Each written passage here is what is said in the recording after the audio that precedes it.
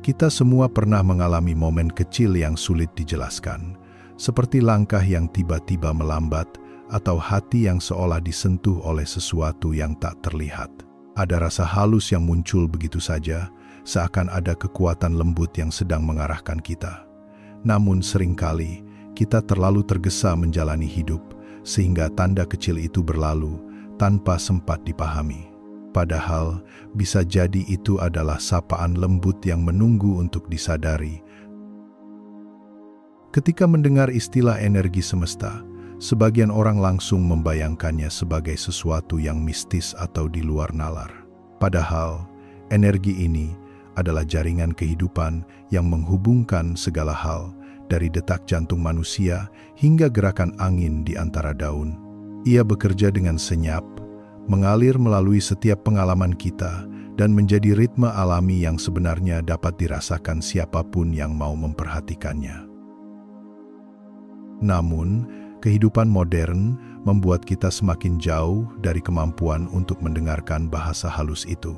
Pikiran yang penuh target, jadwal yang padat, serta kebiasaan untuk selalu berada dalam mode bertahan, menciptakan jarak antara kita dan keheningan batin. Dalam kebisingan mental itu, tanda sekecil apapun mudah tenggelam, meski sebenarnya ia hadir untuk membantu kita memahami arah hidup dengan lebih lembut. Banyak dari kita juga meyakini bahwa pesan dari semesta harus muncul melalui kejadian besar atau peristiwa dramatis. Kita menunggu sesuatu yang luar biasa, sehingga lupa bahwa kehidupan sering berbicara melalui hal sederhana seperti dorongan intuitif, percikan perasaan, atau perjumpaan kecil yang tampaknya biasa saja. Saat kita sibuk menunggu yang spektakuler, pesan penting justru lewat begitu saja tanpa disadari. Kesadaran menjadi pintu utama untuk memahami bahasa ini. Ketika kita mulai memberi ruang bagi keheningan, tubuh dan pikiran menjadi lebih peka terhadap petunjuk yang sebelumnya tersembunyi. Kesadaran membantu kita melihat bahwa tanda tersebut bukan sekadar sinyal, melainkan undangan untuk menyembuhkan diri, memperbaiki arah, dan kembali terhubung dengan keseimbangan batin yang mungkin lama kita abaikan. Pada dasarnya, semesta selalu berbicara. Setiap hari, setiap saat, ia hadir melalui rasa di dalam tubuh, melalui peristiwa yang berulang, dan melalui gerakan emosional yang kita alami. Pertanyaannya bukan apakah semesta memberi pesan, melainkan apakah kita benar-benar hadir untuk mendengarkannya. Ketika penerima sinyal dalam diri mulai hidup kembali, dunia yang tampak biasa pun berubah menjadi ruang penuh makna. Sekarang, mari kita membuka ruang di dalam diri. Biarkan keheningan menjadi pintu, dan biarkan hati menjadi pendengar. Dalam perjalanan berikutnya, kita akan menyusuri berbagai cara semesta berkomunikasi, mulai dari sensasi fisik, pola kejadian, intuisi, hingga pesan melalui alam sekitar.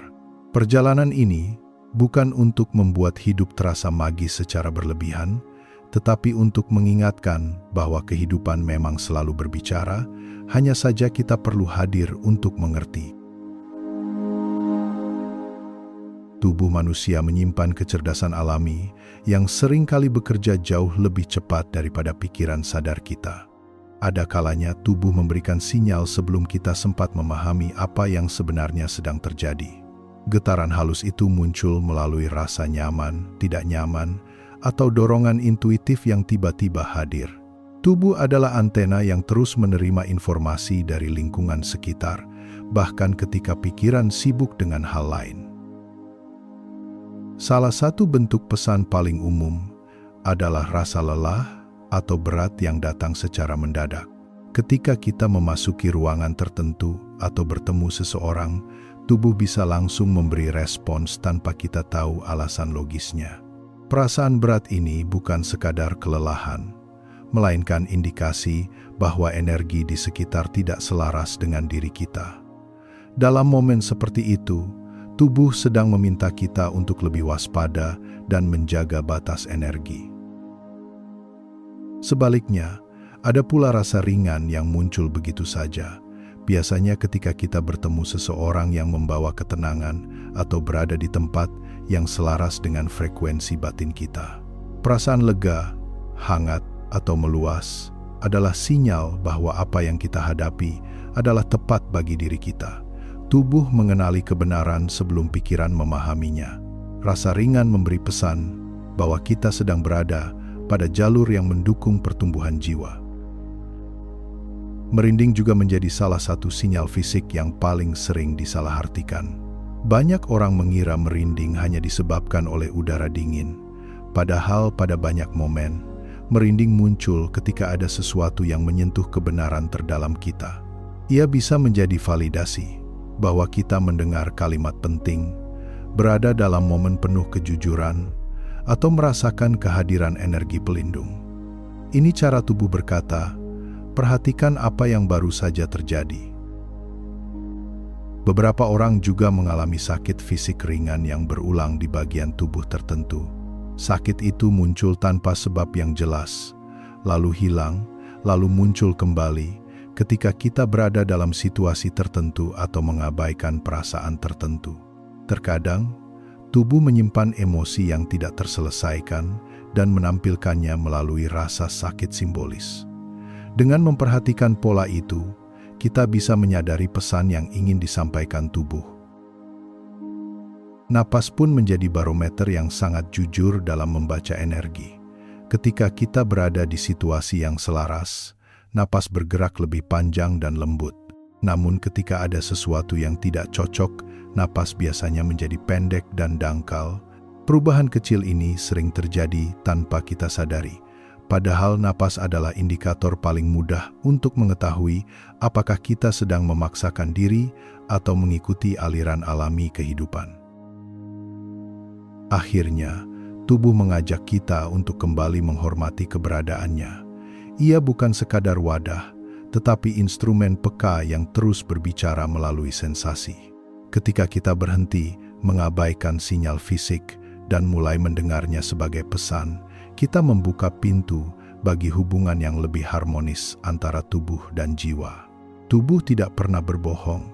Ia selalu menunjukkan apa yang sebenarnya sedang terjadi dalam diri. Dalam perjalanan hidup, kita sering mengalami kejadian kecil yang tampak kebetulan, tetapi di dalam hati, kita merasakan ada sesuatu yang lebih dalam dari sekadar peristiwa acak. Inilah yang disebut sinkronisitas. Sebuah momen ketika dunia luar seolah bergerak selaras dengan dunia dalam diri kita. Meski tampak sederhana, sinkronisitas sering membawa pesan yang muncul tepat di waktu yang kita butuhkan. Konsep sinkronisitas pertama kali diperkenalkan oleh Carl Jung yang menggambarkannya sebagai pertemuan antara kejadian luar dan makna batin seseorang. Dua hal yang terlihat tidak memiliki hubungan, namun bagi diri yang mengalaminya, momen itu terasa penuh arti. Tidak selalu spektakuler, tetapi cukup kuat untuk menggugah kesadaran bahwa hidup ini jauh lebih terhubung daripada yang terlihat. Salah satu tanda sinkronisitas yang paling banyak dialami adalah kemunculan angka berulang, seperti 11,11 atau 22,22. Angka-angka ini bukan ramalan masa depan atau kode mistis tertentu.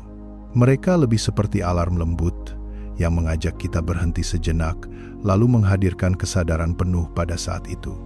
Ketika angka berulang muncul, biasanya ada pesan untuk kembali hadir di sini dan sekarang. Ada pula momen ketika sebuah lagu tiba-tiba diputar tepat saat kita memikirkan sesuatu, atau ketika percakapan orang asing terdengar membawa kalimat yang menjawab pertanyaan dalam hati. Meski logika menganggapnya kebetulan, hati sering merasa itu adalah bentuk komunikasi lembut dari kehidupan.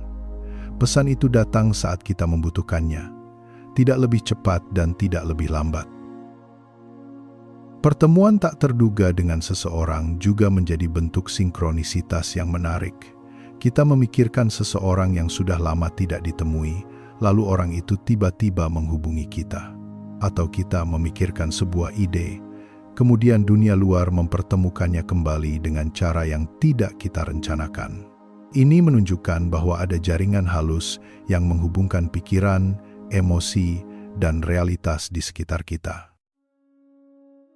Ada pula bentuk sinkronisitas yang disebut serendipity, yaitu keberuntungan kecil yang datang tanpa kita cari. Misalnya menemukan solusi saat hampir menyerah, menemukan barang yang hilang tepat ketika dibutuhkan, atau bertemu orang yang menawarkan jalan keluar di waktu yang tepat. Kehidupan seolah membantu kita bergerak ke arah yang lebih baik melalui rangkaian kejadian lembut yang tidak kita sadari. Namun penting untuk membedakan antara menyadari pola dan mencari-cari pola secara berlebihan. Sinkronisitas terjadi dengan alami, tidak perlu dipaksakan. Ketika kita terobsesi menafsirkan setiap hal sebagai tanda, makna yang sebenarnya justru menjadi kabur. Cara terbaik untuk merespons sinkronisitas adalah dengan rasa syukur dan senyuman kecil sebagai bentuk pengakuan bahwa kita sedang terhubung dengan ritme kehidupan yang lebih luas. Di dalam diri setiap manusia terdapat sebuah kompas batin yang bekerja dengan halus dan senyap. Kompas itu adalah intuisi, suara lembut yang tidak berteriak, tetapi selalu hadir ketika kita membutuhkan arah. Intuisi tidak membutuhkan logika panjang, ia muncul sebagai pemahaman spontan yang terasa benar tanpa harus dijelaskan. Saat kita mulai memberi ruang bagi suara itu, hidup terasa seperti dipandu dengan lebih lembut. Firasat atau good feeling sering muncul di area perut sebagai sensasi yang tidak bisa diabaikan. Terkadang, kita merasakan penolakan tiba-tiba terhadap sesuatu atau justru rasa aman yang sulit dijelaskan. Perut adalah pusat energi yang sangat sensitif terhadap keadaan sekitar, dan ia sering memberi sinyal sebelum pikiran mampu memproses apa yang sedang terjadi. Firasat ini membantu kita menjaga diri dari situasi yang tidak selaras.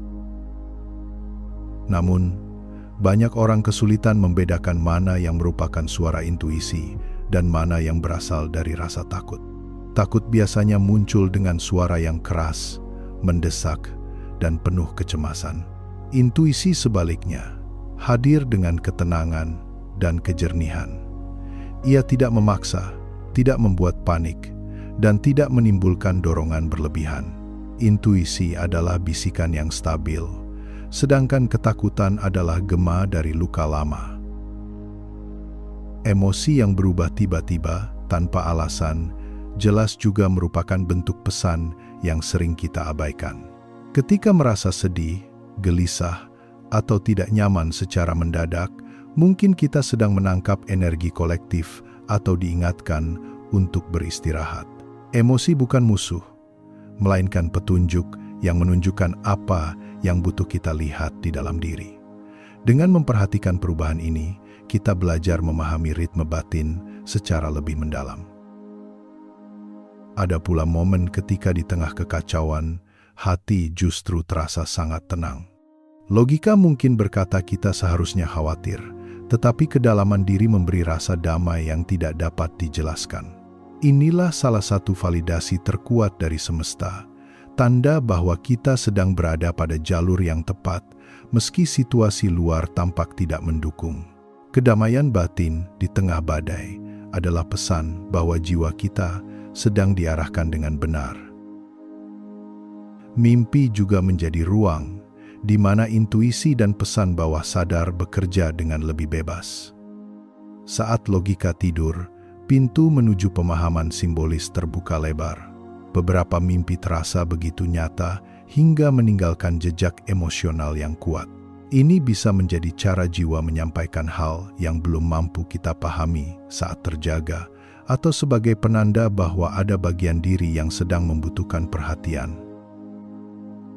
Pada akhirnya, perjalanan spiritual mengajak kita untuk mempercayai apa yang kita rasakan di dalam. Dunia luar tidak selalu memahami apa yang dirasakan batin, namun intuisi adalah anugerah yang dirancang khusus untuk setiap individu. Dengan belajar mendengarkannya, kita memberikan ruang bagi kebijaksanaan alami dalam diri untuk memandu langkah. Kepercayaan pada intuisi adalah bentuk penghormatan pada jiwa kita sendiri.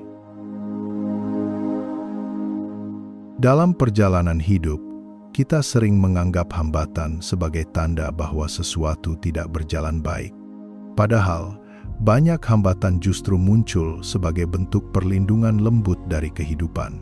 Ketika sebuah rencana tidak berjalan sesuai keinginan, bukan berarti kita gagal. Bisa jadi, semesta sedang mengarahkan kita menjauh dari sesuatu yang tidak selaras dengan pertumbuhan batin kita. Hambatan adalah titik hening yang meminta kita untuk melihat lebih dalam. Penolakan kadang menimbulkan rasa sakit yang sulit diterima. Ketika sebuah pintu tertutup, kita merasa kehilangan harapan atau arah. Namun jika dilihat dari sudut yang lebih luas, pintu yang tertutup sering menjadi cara semesta menghindarkan kita dari jalur yang akan membawa beban yang tidak perlu. Kita mungkin tidak melihat alasannya saat ini, tetapi penolakan itu seringkali menyelamatkan kita dari sesuatu yang tidak terlihat. Kita juga sering mengalami situasi kecil seperti kehilangan barang, ketinggalan sesuatu, atau terhambat macet tanpa alasan jelas. Meski tampak sepele, kejadian seperti ini kadang muncul sebagai bentuk penjagaan. Ada cerita yang tidak kita lihat, ada kemungkinan buruk yang tidak kita temui karena tertahan beberapa menit lebih lama. Kehidupan bekerja melalui cara yang sederhana, seringkali melalui kejadian yang kita anggap tidak penting. Saat rasa gelisah muncul tanpa sebab, kita sering mengabaikannya. Namun rasa tidak nyaman seperti ini sebenarnya adalah dorongan halus agar kita bergerak dari keadaan yang sudah tidak lagi selaras. Ketika sebuah fase hidup mulai mencapai batasnya, rasa bosan, jenuh, atau tertekan menjadi tanda bahwa diri kita sedang tumbuh.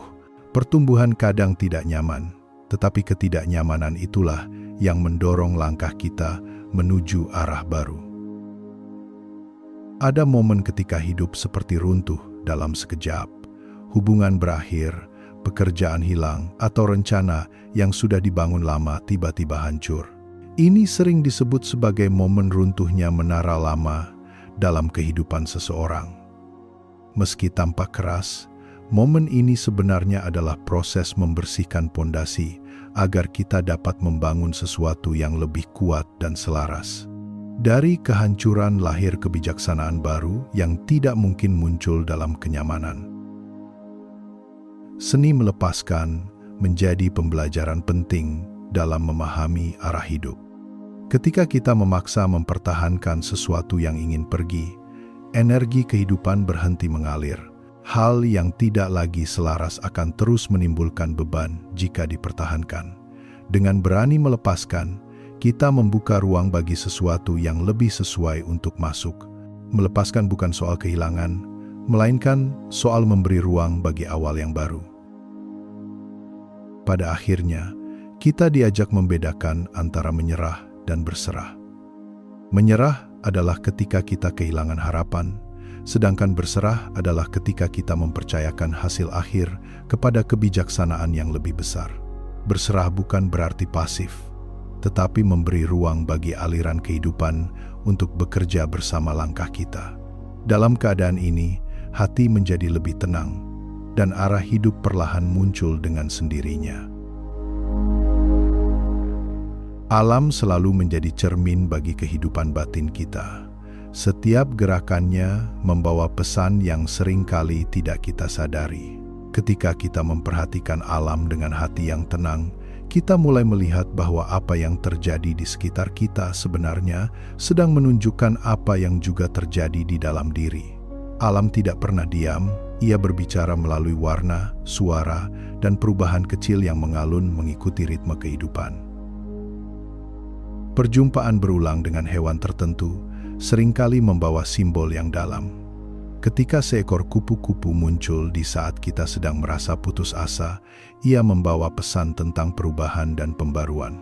Burung yang mendekat tanpa rasa takut bisa menjadi tanda kebebasan atau dorongan agar kita melihat sesuatu dari sudut pandang yang lebih luas. Hewan-hewan ini tidak sekadar hadir, Mereka membawa energi yang membantu kita memahami proses batin yang sedang berlangsung.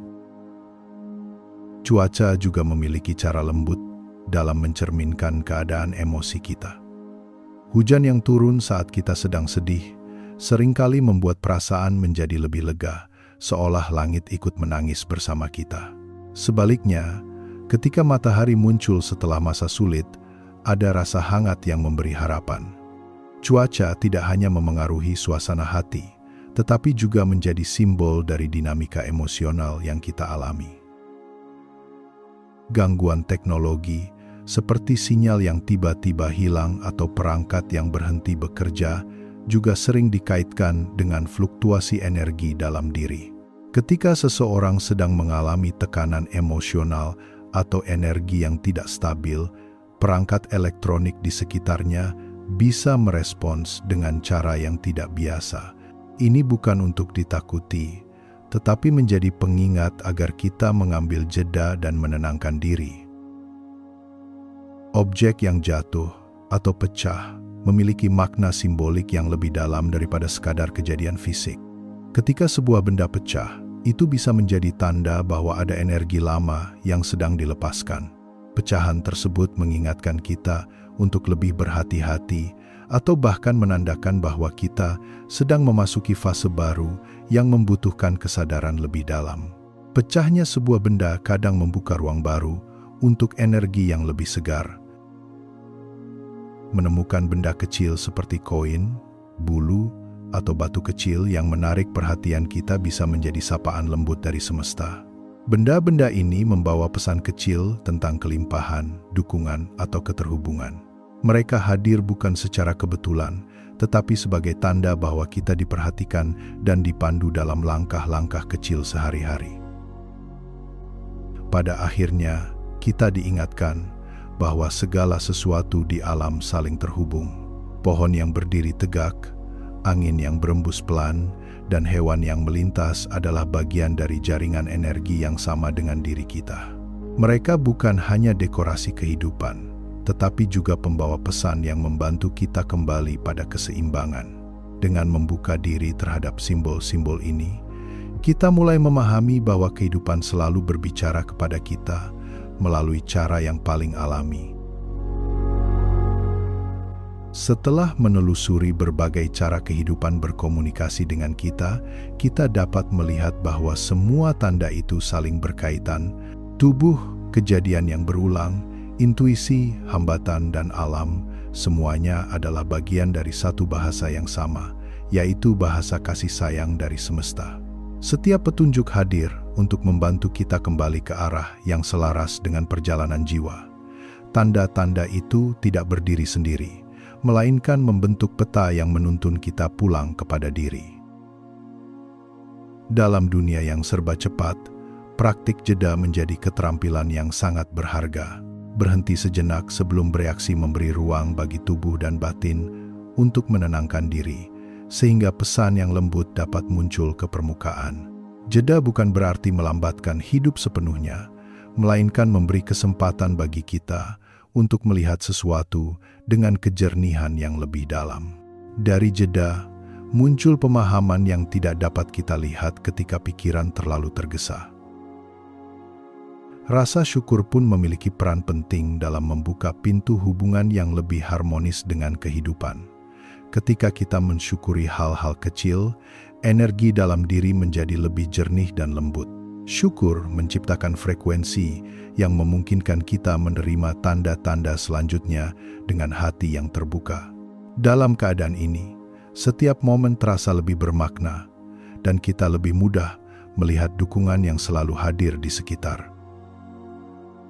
Perjalanan spiritual juga mengajak kita berubah dari kebiasaan meminta menjadi kemampuan untuk menerima. Banyak orang terus meminta petunjuk, namun lupa untuk membuka ruang dalam diri agar petunjuk itu bisa masuk. Ketika kita memasuki keadaan menerima, kita tidak lagi mendesak kehidupan, tetapi masuk ke aliran yang lebih alami. Dari meminta yang penuh harap, kita berpindah menjadi menerima yang penuh kepercayaan. Kepercayaan menjadi fondasi dalam memahami bahasa kehidupan. Kepercayaan tidak hanya pada diri sendiri, tetapi juga pada kebijaksanaan yang lebih besar yang selalu mengarahkan langkah kita. Ketika kita percaya, beban menjadi lebih ringan dan hati menjadi lebih damai. Kita mulai melihat bahwa kita tidak sendirian. Selalu ada kekuatan yang mendukung pertumbuhan batin kita, bahkan dalam masa-masa yang terasa paling gelap sekalipun. Pada titik ini, kita diingatkan bahwa kita bukan hanya bagian kecil dari semesta, tetapi semesta juga hidup di dalam diri kita. Kita tidak berdiri terpisah, melainkan merupakan ekspresi dari energi yang sama yang membentuk bintang, laut, dan pepohonan. Kesadaran ini mengembalikan kita pada pemahaman bahwa setiap langkah, setiap napas, dan setiap pengalaman adalah bagian dari perjalanan besar yang lebih luas daripada apa yang terlihat. Sebagai penutup, semoga kedamaian selalu menyertai setiap langkah Anda. Semoga hati Anda menjadi lebih peka terhadap tanda-tanda yang lembut, dan semoga perjalanan Anda dipenuhi cahaya yang menuntun. Izinkan diri Anda mengamati satu tanda saja hari ini, apapun bentuknya, dan biarkan ia menjadi pintu kecil menuju kesadaran yang lebih dalam. Terima kasih telah berjalan bersama dalam perjalanan ini. Semoga kesejukan selalu melingkupi jiwa Anda. Jika perjalanan ini memberi Anda ketenangan, jangan ragu untuk mendukung ruang ini dengan menyukai video, berlangganan, dan membagikannya kepada siapapun yang sedang mencari cahaya dalam hidupnya. Mari tumbuh bersama dalam kesadaran, berjalan perlahan sambil membuka hati terhadap tanda-tanda lembut yang hadir setiap hari. Terima kasih telah menjadi bagian dari perjalanan energi yang penuh keheningan ini.